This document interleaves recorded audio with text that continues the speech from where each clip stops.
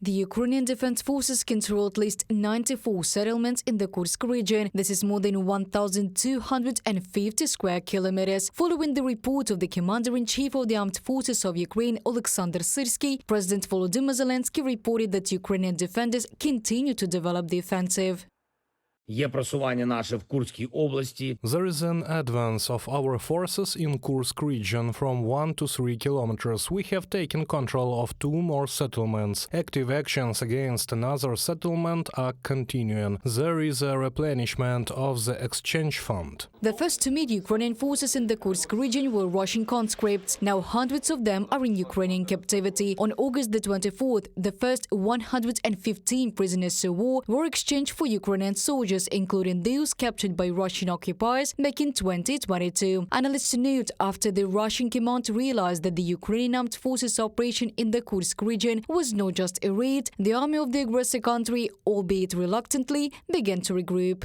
Commanders of the Russian 810th Naval Infantry Brigade, 155th Naval Infantry Brigade, 11th Airborne VDV Brigade, 56th VDV Regiment and 51st VDV Regiment briefed Russian President Vladimir Putin on combat missions in Russian territories bordering Ukraine, likely referring to Kursk Oblast, from a report by the American Institute for the Study of War. These units were transferred from the Siversk direction and the area of Chasiv Yar. This is in the Donetsk region, the area of Robotine in the Zaporizhzhia region and the north of the Kharkiv region. At the same time, to defend their own territory, Russian commanders are in no hurry to transfer the Russian occupiers who are advancing in Pokrovsk and Toretsk. Their priority is the occupation of the Donetsk region.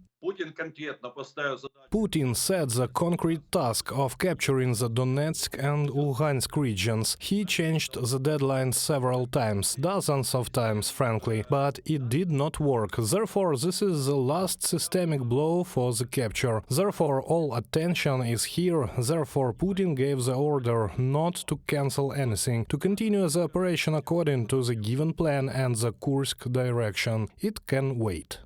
Russian authorities believe that the offensive of the Ukrainian Defense Forces in the Kursk region will last at least several months. They are preparing the Russians for a new reality, when part of the territory is controlled by Ukrainian servicemen. The publication Meduza reports, citing anonymous sources close to the Kremlin and the Russian government. Moscow simply has no other choice because in order to push the Ukrainian Armed Forces out of the Kursk region, it is necessary to use thousands of reserves, which Russia does not have.